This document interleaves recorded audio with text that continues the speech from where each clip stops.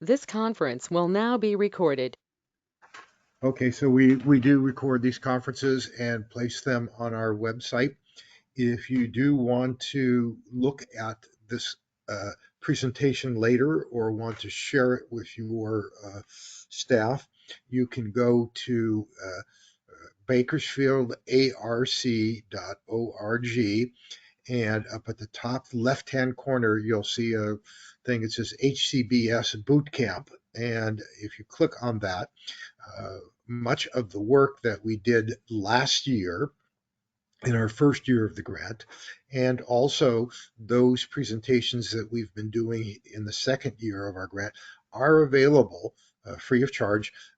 The one downside of doing it via the website is that we have no way of tracking it, so we don't know who was on the presentation. So there is no ability to give continuing education units to those people who take it later. But if you're on it now, you can get continuing education.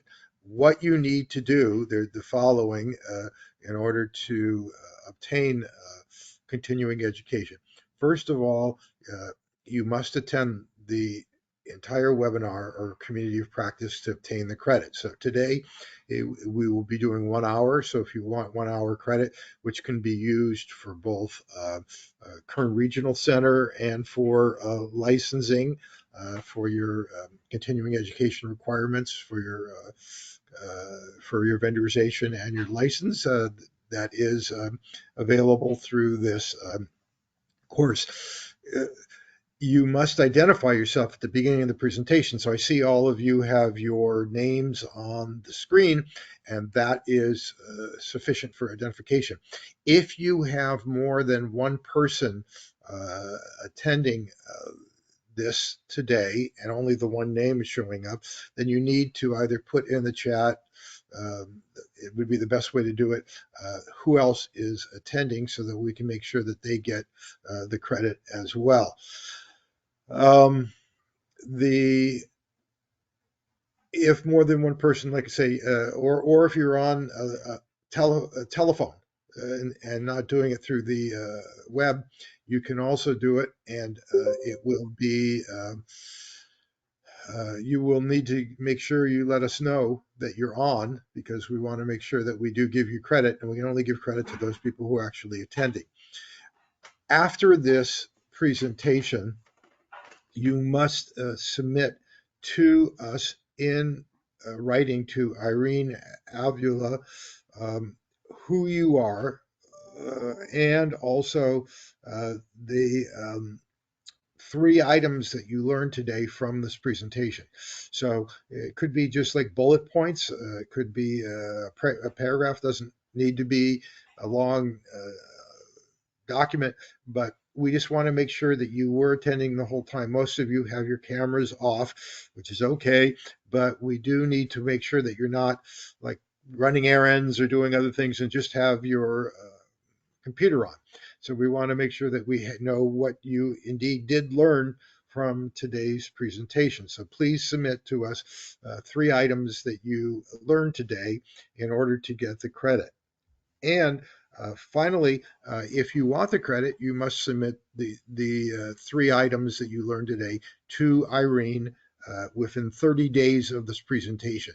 We've had some people submit things 6 months, 9 months later, and it's hard for us to kind of keep track of all of the credits when they're that far out of line with what we're doing. So please, if you are going to be requesting credit, submit it within 30 days so we can honor your request. Okay, today we're going to talk about community life. And again, this presentation is primarily for providers who are doing day programming or vocational services. A similar presentation with a slightly different focus will be given next Wednesday for those who are residential providers. So if you are a residential provider, you're welcome to be on today. But again, this is a little bit more geared towards the day services and vocational providers. And the one next week will have a slightly different focus and will be more for community life in residential settings. So, welcome, and let's go ahead and get started. Again, if you want the continuing education credits, you need to follow what that first slide said, which is submit your 3 items to Irene and make sure you're documented that you're on the call or on this webinar today. Okay, what we're all about is our mission is to empower people with intellectual and developmental disabilities to achieve their full potential and lead fulfilling lives. Okay, so just like you and I want to lead a life that's important to us and our family and our community, so we want to do the same thing for our clients. We believe that every person deserves the opportunity to participate in meaningful activities, contribute to society, and enjoy a sense of belonging. Um, Years ago, I went out to a workshop. This is while I was still working at the regional center, and they were teaching vocational skills to clients. And what they had the clients do was to stack 30 blocks. When the clients finished stacking the 30 blocks, the instructor then took the blocks down and had them build the 30 blocks again. Now, that to me was not meaningful. I mean, it was, yeah, they were practicing numbers, but how was that activity in any way meaningful to ongoing employment? It didn't add any value to anything. So we really are looking to try to find things that bring value to people's lives to learn new skills. So, um, we want to every person has an opportunity to participate in meaningful activities, contribute to society, and enjoy a sense of belonging. We want people to feel like they belong to something. We provide a range of services and supports that promote community integration and employment, and for our clients, such as vocational training, job placement, life skills, coaching, social activities, and advocacy. Advocacy is where we assist our clients in um, getting services from the community, helping with other people who might be involved in their community, getting them into activities. So we want to make sure that we're really involved in services. And we strive to create a richer and fuller life for each individual we serve, respecting their dignity, preferences, and goals.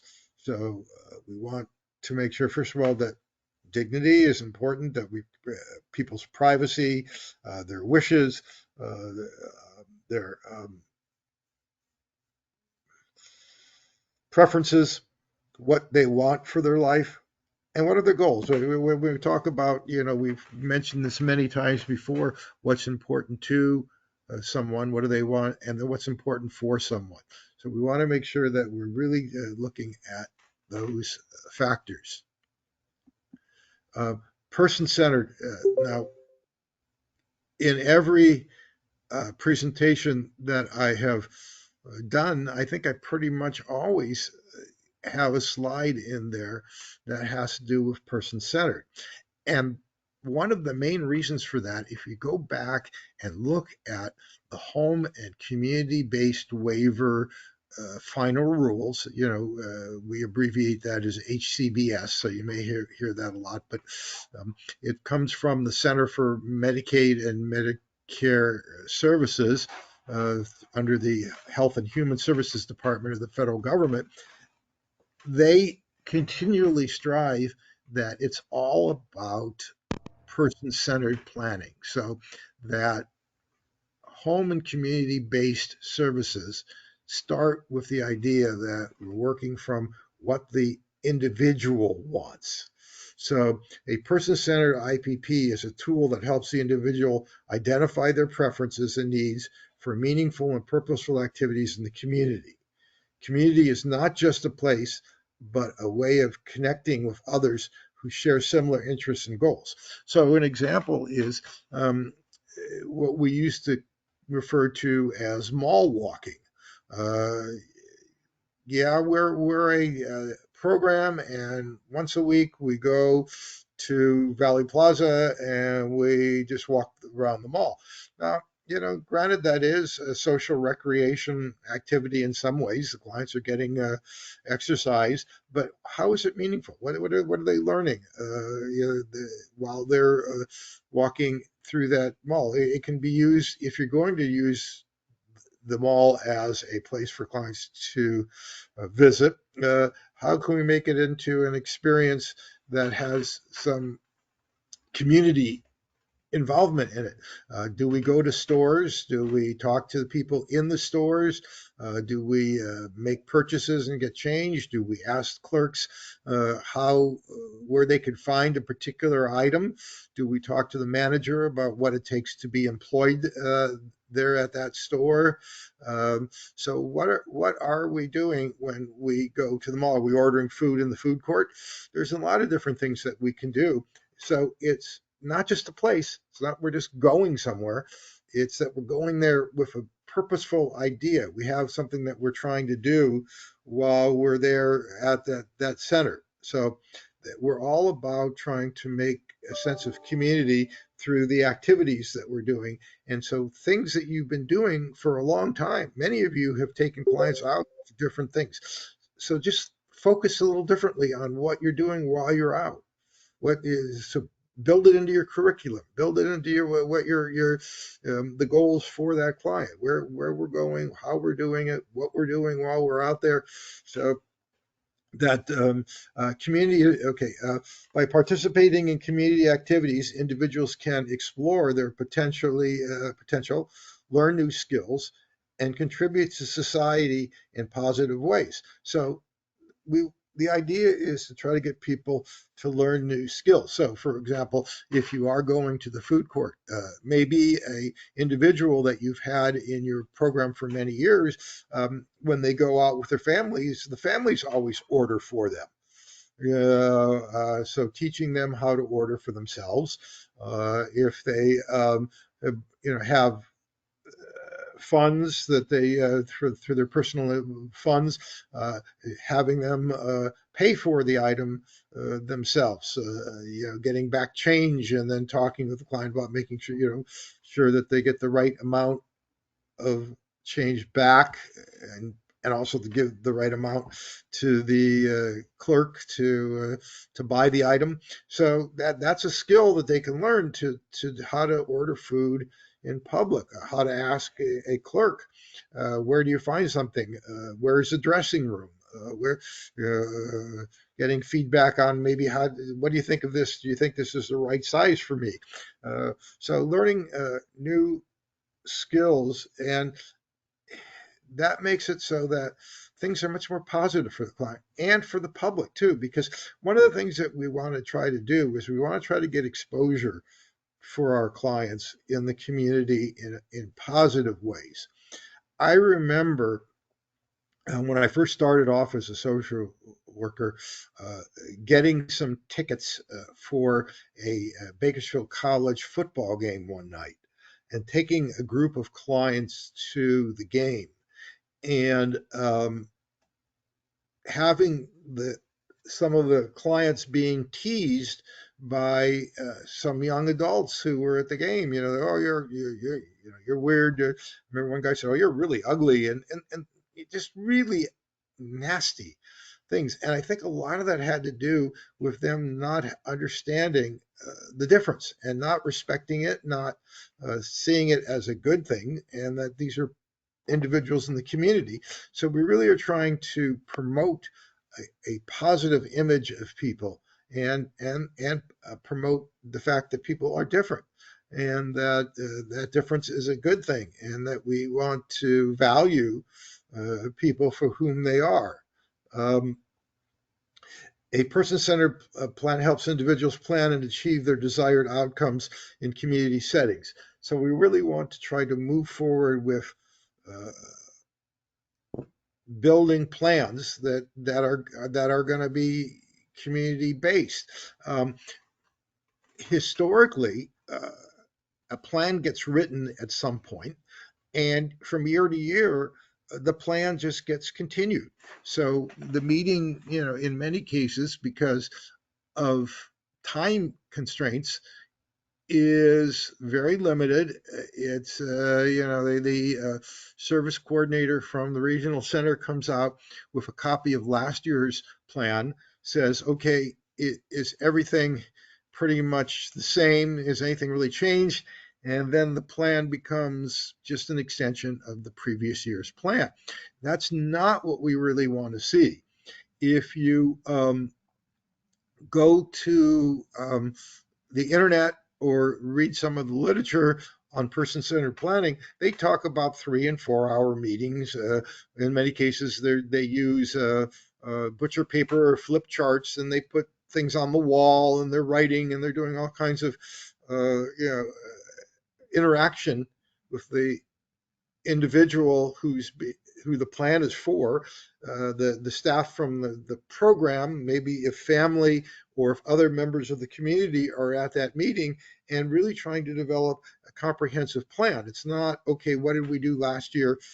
Is that still go good? Let's keep it going for another year.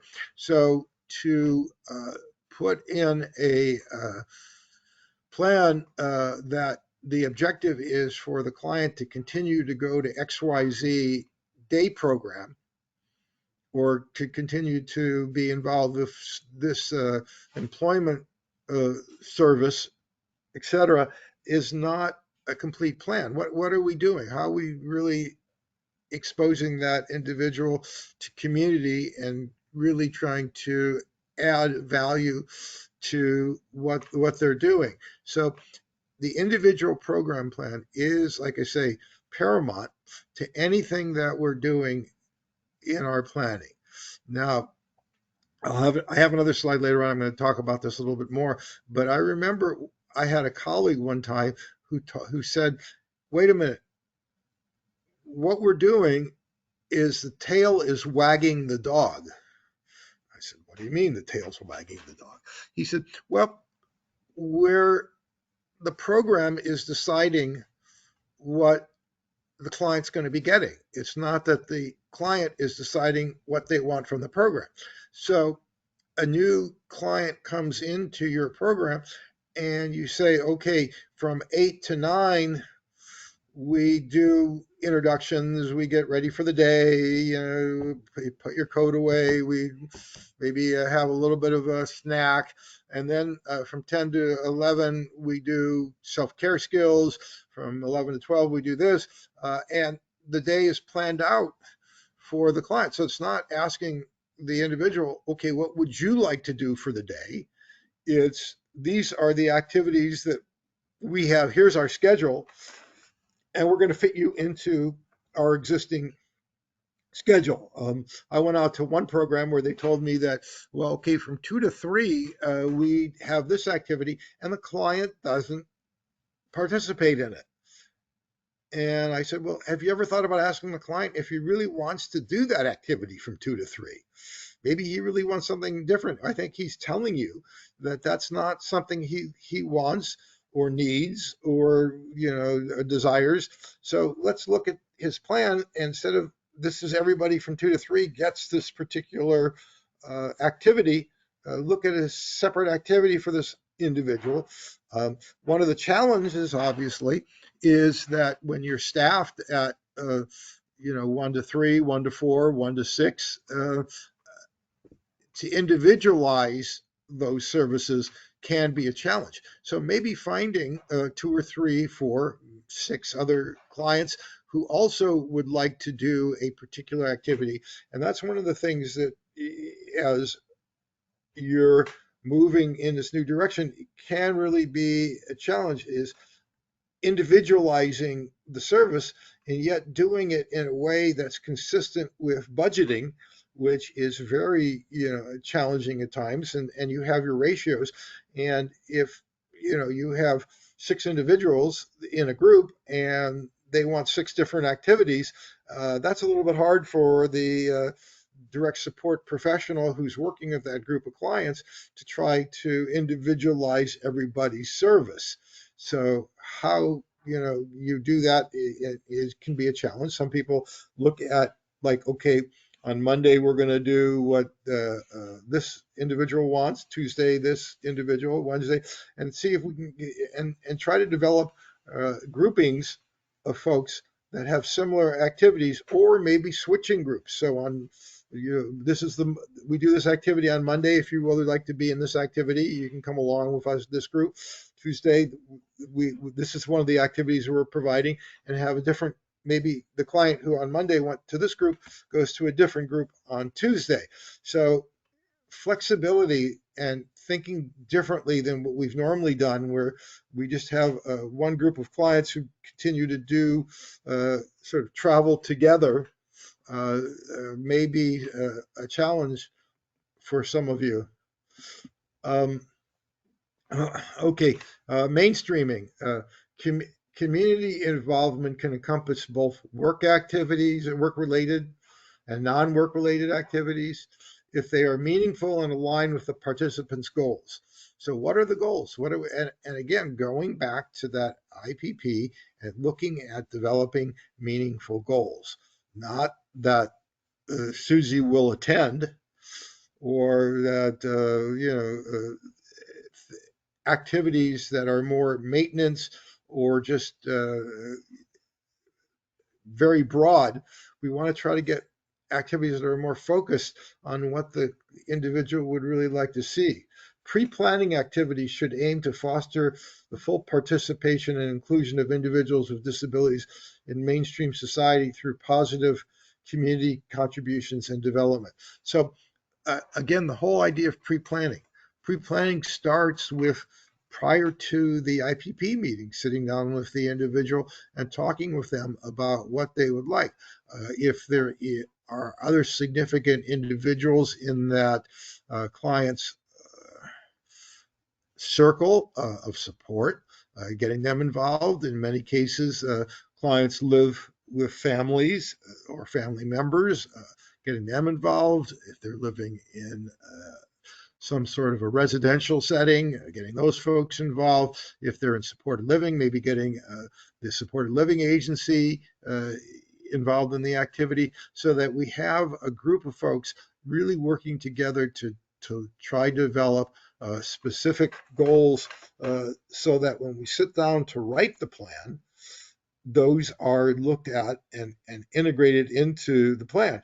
Then, when we sit down next to develop the curriculum for this particular individual, we're going back to the plan that we've written now and trying to figure out ways of doing what we've said we're going to do and implement them in the community to fully assist that person. Again, staffing is a challenge. And for those of you who follow our local government and state government, you may know that this last year, because of all the storms and stuff, the IRS and state government allowed people to hold off on paying their taxes until October. And when the revenue finally came in, the state found out that it was short quite a bit. So there's about $23 billion short this year, and then a longer term shortfall of about $68 billion. So what that means to funding to developmental services over the next few years, we don't know. It might be quite a challenge, because the state's going to have to figure out ways of balancing its budget, and all services that are provided are potentially will be reviewed and looked at to ways of either freezing or cutting back uh, services, so that we will be seeing probably in the next few years even more challenging staffing patterns, not to mention the fact that, just even recruiting staff and getting, full complement of people to work with our clients can be a challenge. So when we're talking about pre-planning, planning, and then curriculum planning, that all takes manpower and resources. And if those are limited, this becomes even a greater challenge on how do we make this work in a very tight uh, personnel and budget situation. And so, for those of you who are thinking about moving more towards this home and community based waiver final rule service of developing plans that are meaningful, that are community based, etc., you need to think about also how you're going to do that with existing resources. And in the future, question mark, we don't know what next year or the next couple of years will bring in terms of funding and requirements. Sometimes when the funding sources have challenges, they loosen the requirements a little bit so they don't have to pay more, and that could also affect how we're able to provide a level of service. Questions so far, or any comments? Okay. Okay. So let's talk a little bit about what community isn't. Jeff, Yeah. it's Go ahead, Kenny. Kenny. Yeah. How you doing, Hey, Kenny? I'm pretty good, and you? Good, thanks. I think yeah, what you were talking about, the person centered and or going out in groups, and I think that's probably the hardest problem we have is even if we were to find 6 people, we do our own transportation, so it's kind of hard. You have people all over the Kern County we're trying to pick up, and we have to start at a certain time, and you know what I mean? And that's what makes it hard for us to do that, Yeah. getting everybody in that wants to do it on one route, Yeah. going out.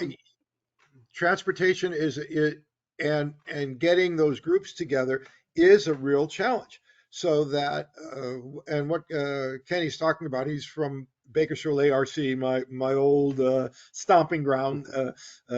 They have gone to a total community-based programming. So they're going out in the morning using their own vehicles, picking up the individuals and then taking them out into the community. Now, do you do that in a way where you do it geographically? So you're picking up clients in, let's say, Central City and Oildale, and then taking them to an activity? Or do you do it based off of activity preference, in which case you may have one client in the Northeast, one client in the Southwest, one client in the east side of town. So you're having to drive that vehicle in multiple different directions. Now that is a big challenge. So that if you're trying to do client preference, especially for an adult day activity, and also at the same time do it efficiently, because you have to do it within transportation parameters, and you don't want to have somebody on a van for an hour and a half, 2 hours a day driving all around it, because then you're doing what we affectionately refer to as van therapy. Yeah, it becomes a challenge. So do you again look at, okay, what are the preferences of the group, and then one day you do one client's preference, another day you do another client's preference, and try to make sure that you're hitting everybody on at least 1 or 2 days a week? Or do you some people have talked about the concept of something similar to what the airlines do, which is they call it spoke and hub, which is where you pick up clients, like one bus maybe goes out to Oildale, another one goes out to southeast Bakersfield. They all come to a central, maybe a park or a library or some parking lot someplace, and then the clients are, who want to go to this activity go on to this bus, and the clients go to this, and then that way you're bringing people into to a setting and then taking them out during the day. At the end of the day, bringing them back. So there are different ways of looking at trying to do that. Uh, and that's individual. You need to look at transportation. I mean, many of you who are in day programming are still using, the either routing logistics or Mercy's transportation, in which case they're bringing the client to your uh, day site.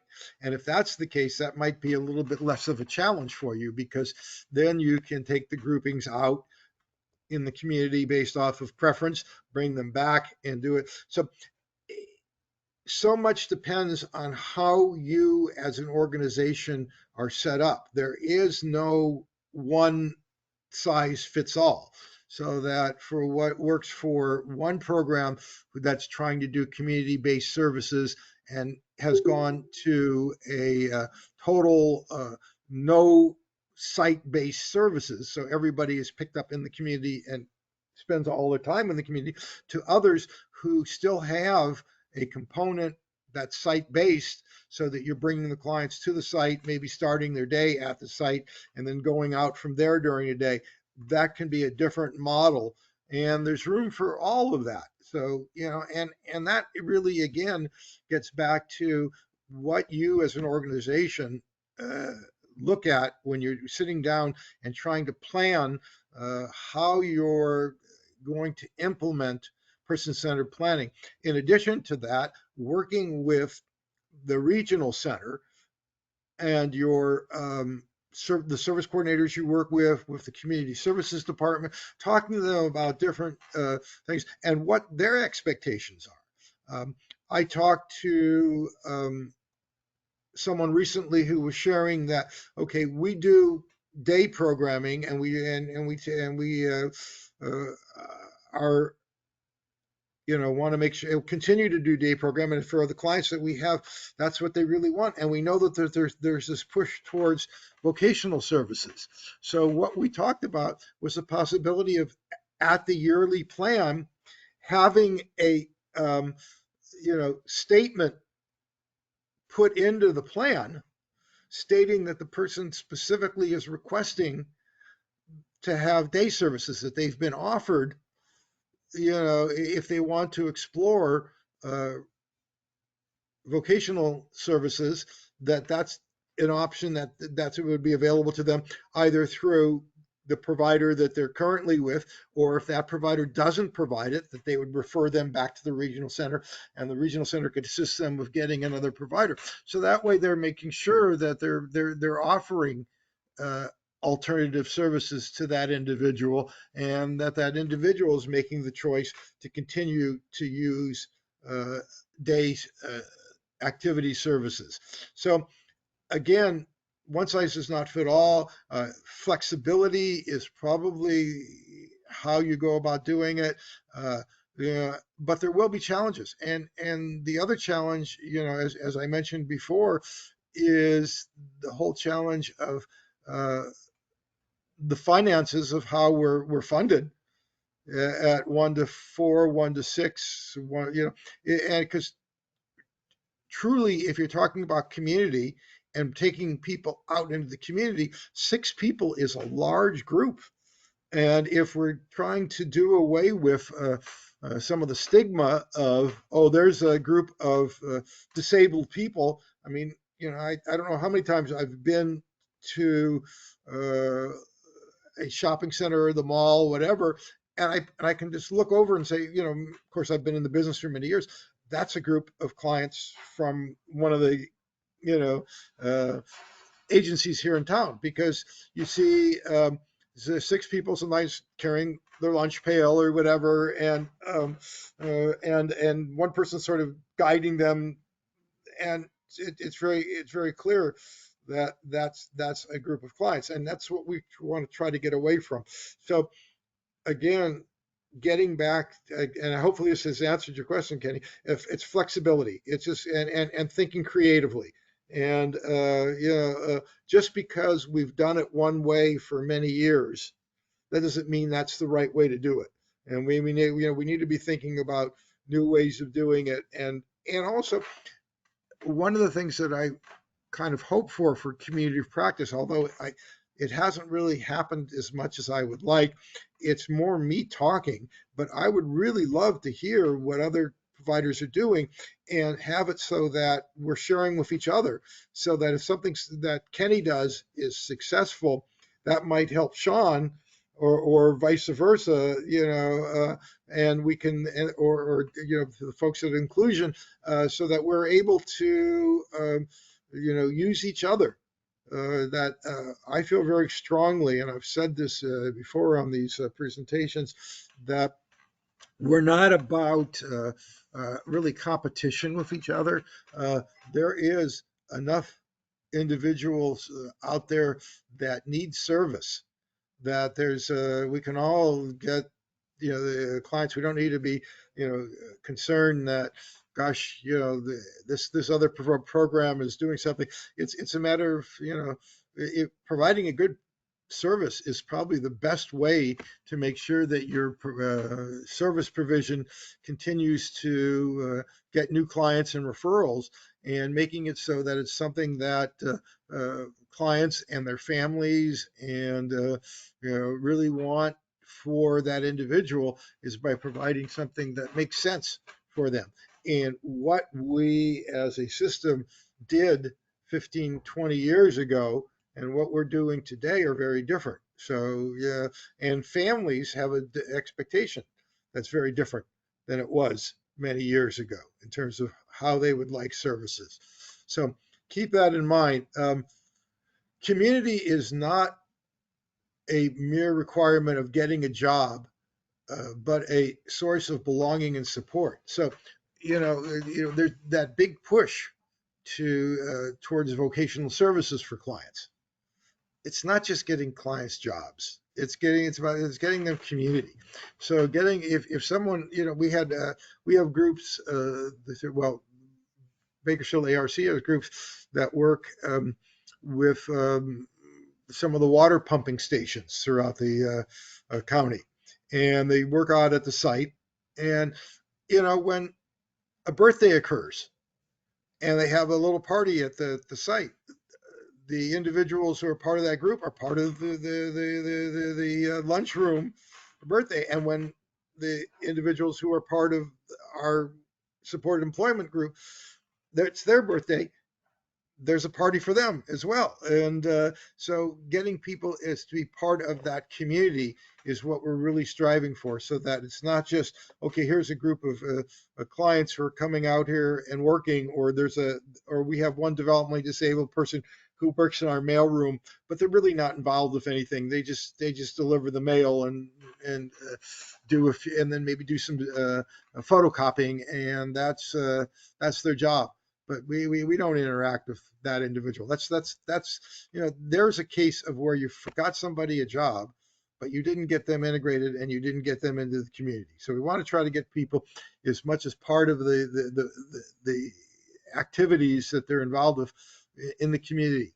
Activities are not just ways to pass the time, but opportunities to learn, grow, and to contribute. So we don't want people, the old saying that sort of is a little bit on the negative side, but some people used to refer to day programs as day wasting. In other words, sending somebody someplace and then just having them kill a day. You show them a movie, you have people, you give them a coloring book and crayons. You do, maybe do a little bit of a social activity, but you have lunch, but it's not really anything meaningful or helpful towards that person's growth or development. So we want to make sure that people are involved with activities that can help them learn and grow and are part. And again, if you've written it into the plan, that this is something that somebody wants, that will help in moving that person forward in terms of where you want them to be and what their preferences are. And then activities are not random or meaningless, but purposeful and fulfilling. So, today's Wednesday. What do we want to do today? Let's figure out something to do today, and let's do it. We want these activities to be purposeful and meaningful, and to be part consistent with their plan. And this is something that, depending on your program, how you want to do it. Some programs pretty much keep the file on the client locked up and limited in terms of who can have access to it. But I happen to believe that things like the individual plan should be made available to all service staff. So your direct service support professionals should have access to the IPP and should be reviewing it regularly, and saying, okay, the activities that we did this last week, were they consistent with John's plan? The activities that we're thinking about for next week, are they consistent with John's plan? So we're developing activities and then retrospectively looking at the activities that we've provided to make sure that they really do sort of jive with the plan in terms of what we're doing. Uh, so we want things that are chosen by the clients and based on their interests and preferences, not sort of just thrown together and, okay, it's Wednesday and we really haven't done a community activity this week. So let's go out for a drive and we'll stop at a park and just hang out there for a while. So that's sort of a haphazard way of doing things. And that's not the way we want to do it. Uh, some examples of purposeful activities are volunteering, um, mentoring, creating arts, pursuing hobbies. So, these are things that you can do with clients that are based off of what the client said is their interest.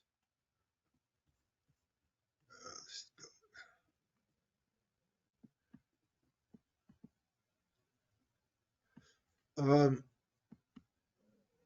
Active community. Encourage individuals to use existing resources and connections in the community rather than depending on paid staff. This is the whole idea of generic resources, one that's a biggie for the regional center, but something that we can do too. Where can we find activities in the community that we can get the client involved with? Supporting individuals to be physically active, to be active and engaged members of the community, not just physically present. So we want them to be involved in activities, fostering meaningful interactions and relationships between individuals and community members, which can enhance their skills, confidence, and sense of belonging. We've talked a little bit about that before. Promoting the awareness and appreciation of the community for the activities and contributions of the individual's disabilities, which can also reduce the need for paid support. So where we have a client base that needs support. If they didn't need to be supported, they wouldn't necessarily be in our system. So how can we do it so that they're more able to do some of the activities on their own, freeing up some of our staff time to be able to do other activities that are meaningful and beneficial for that individual? So we really want to try to foster meaningful interactions and relationships in the community whenever possible. Getting people involved with things that they enjoy doing. Maybe, say, for example, getting a client involved in a bowling league where they're in with, other individuals through a Parks and Recreation service. Maybe taking a guitar class at North of the River, doing other things that really would be involved with the community.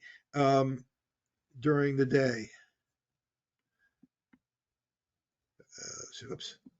And again, generic community activities should not be disabled or disability specific.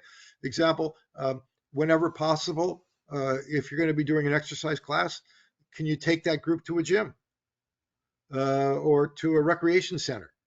Bakersfield College has recreational classes, as swimming. They have other activities. There are a number of gyms in town that have worked with our clientele, and it's a way for people to meet other folks, to be involved with an activity in the community rather than at your center. There are one-stop career centers for example, like resume writing, career development, etc. Do clients go to that? Um, I remember at one point when I was still at Bakersfield ARC, we were working with the career center out there on East Bell Terrace, and I went out there at lunchtime. There was a group that was there for the day, and I was sitting down with a group of clients having lunch, and one of the individuals said to me, I never knew that there were that many jobs out there, different types of jobs, because I've, you know, been, what I've seen through my family, through what I know in the community was very limited. And to sit there in a classroom on work exploration and hearing about all kinds of different jobs that are potentially out there in the community was really very helpful for me because I didn't know. So, and the old expression is you don't know what you don't know. So the clients learned quite a lot that day from doing that. There's also, like I say, classes on resume writing, on skill development, on appropriate attire, what you should wear if you're going to work. So career centers are an available option. Art classes at community centers. There are a number of different community centers where they do offer classes in arts and crafts, and taking clients, again, a small group, because you don't want to inundate the resource or just have a class that is just our clients. So we want, if there's a community class on, let's say, macrame, for example, getting a group of our clients into that class who are interested in that particular skill, and then having them teach it and learn to do that particular one. What I've found for some, especially some of our clients who are 50 and older, the use of senior centers is an excellent resource for some clients. And they even have a lot of activities, a lot of classes. There, some even offer lunches. So there's a number of activities that can be available at centers such as that. Um, okay, independence. Community services provide planned and structured activities for individuals who need them. So again, the individuals that we're serving need, in many cases, the assistance that we provide in terms of the services and supports that they are receiving. So when we're looking at trying to do it, we want to have activities that are planned and that have structure, so that we're doing things that are consistent with their plan. Now, a minute ago I talked about flexibility, and flexibility and planning and structure don't always, go together exactly together. So that's a balance. How do you go? And then sometimes, you go to do one activity and you get there, and maybe that particular centers closed that day, or there's something else going on, and you're going out to, let's say, the Bakersfield Community Center, and they're having a private event, and so so it's not available to the public that particular day. Being able to come up with alternative activities, sort of on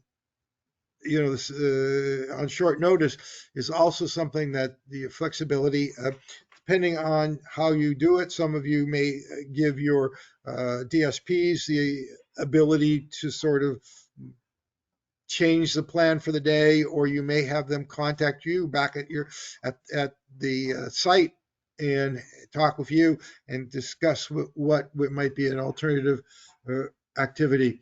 The support should aim to increase the independence of individuals, the community's capacity to support them, and efficiency of paid staff. So as we get clients more able to do things for themselves and involved in community activities, it creates efficiencies for our staff. We can use our staff a little bit better because they can spend less time supervising this particular individual or monitoring this individual, and more on another individual if they're able to be involved in activities more independently.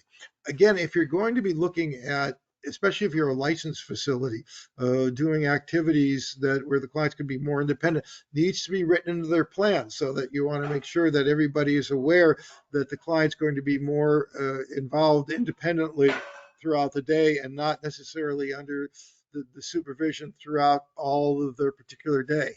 This this benefits the individual, the community, and staff resources. Um, okay, so what I want to talk about in the last couple of slides, and it's getting close to 11, is, oops, let me get this off, challenges, which is kind of what Kenny was mentioning earlier also.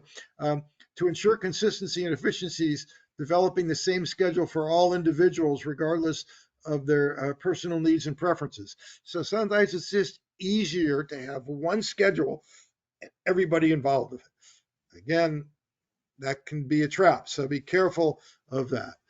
Supporting individuals to have them spend the majority of their time in activities in an agency building where they can be supervised and monitored closely. So there is some, the historic model was that we had people at a site all day long. That is really not consistent with home and community-based services. Matter of fact, there's some talk that that the federal government is potentially looking at an Americans with Disabilities Act, finding that site-based services are discrimination based off of a disability. So, because so that may or may not, be an option in the future, due to both interpretations of HCBS and also the Americans with Disabilities Act. Uh, Provide on-site classroom type instructions as a primary activity for individuals, as we think that they need to learn basic skills and knowledge that are relevant to their future. So teaching in a classroom, um, in many cases, the skill doesn't generalize. I think I may have shared with you the story of the young woman I had who lived in a group home that taught independent living. And when she first moved out on her own, she didn't understand that she had a mailbox, because she was used to somebody bringing her mail every day. And then when she went out on her own, and where's my mail?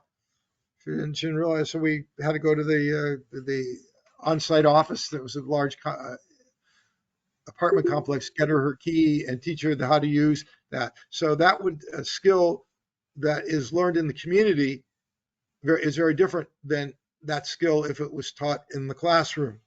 Um, Not planning or coordinating activities in the community for individuals, haphazard or not deliberately, and having little connection to individuals' goals and preferences. So we don't want to just take people out in the community and say, oh, no, we're a community-based service because we go to the mall, we go to Dollar Tree, we go to the park, we've been to Mechanics Bank Arena. We've done activities. How are those related to what we're trying to do? Identifying a very narrow set of community activities to participate in, such as grocery shopping, visiting the park, and thinking only of suitable opportunities for individuals. We want to try to vary and widen the horizon of activities that are available. Getting online, looking at what's happening in Bakersfield this week, and looking at different things that we can involve people in is a excellent idea. I'm one of those old timers that still subscribes to the newspaper, so I see all kinds of things that are available coming up in the near future. So I encourage you to try to look at what's available out there. Other challenges. Designing activities based on assumptions or generalizations about individuals rather than their preferences and goals. Oh, this group of clients, they'll like this. Well, did you ask them? Did they find out? Did they tell you that they really like this? Organizing outings in large groups that isolate individuals from the wider community and limit an opportunity for meaningful social interactions. Oh, so we're going to have a picnic in the park today. So we've contacted the city, gotten a barbecue pit and some benches, reserved for the day, and that's going to be our group of clients, and we're going to have this section of the park just for us. So that's we try want to try to avoid stuff like that. Delegating the responsibility of engaging individuals to staff members without providing guidance, feedback, or alignment with the person's planning. And again, this is my idea about having your direct support professionals having a copy or reviewing the individual program plan so that they know what we want for the client and how to do it and where in the community the activity should take place. So we're really involving the direct care staff in making decisions. Okay, that's it for today. Any questions or comments or concerns? Now, Irene is on the call today as well. She will be sending out in the very near future a schedule of classes that are going to be available through which is a national organization. They're going to be doing a series of 4-hour classes, at least once, in some cases twice a month, on a number of different topics. Excellent national. They are the premier of getting your information. And recently, on one of these webinars, Leslie from Kern Regional Center, who's the HCBS coordinator, said that one of the things that the feds have talked about and is that when they're going to want to have the regional center do quality assurance assessments to make sure people are consistent with the new waiver rules. One of the things they're going to be looking at is how much continuing education have you taken specific to home and community-based waiver. And this is an excellent opportunity, and it's free of charge. These classes cost about $100 a piece normally, and they're going to be free based off of the fact that they're through the grant. And so we'll be sending out a blast in the next few weeks. The classes have been set up through, I believe, April. Is that right, Irene? Yeah, she's shaking her head. So we'll be sending out a list. So you mark your calendar for the classes once they're sent out in the next few days. And so there'll be all of the offerings that will be available now through April. In addition, next week I'm going to be doing this class again specifically for residential providers. In 2 weeks, I will be doing the continuation on the tool from the University of Massachusetts Integration Center we did the first 2 areas on setting up your program consistent with HCBS last month, and we'll be doing the second 2 on that call, and that tool is available. We sent out that if anybody's interested, they can also talk to Irene and get a copy of that tool, so which will be discussed in 2 weeks. With that, unless there's any questions, I will be signing off. All right. Well, thank you all for coming on today, and we'll see you hopefully in the future. And again, make sure you do your CEUs.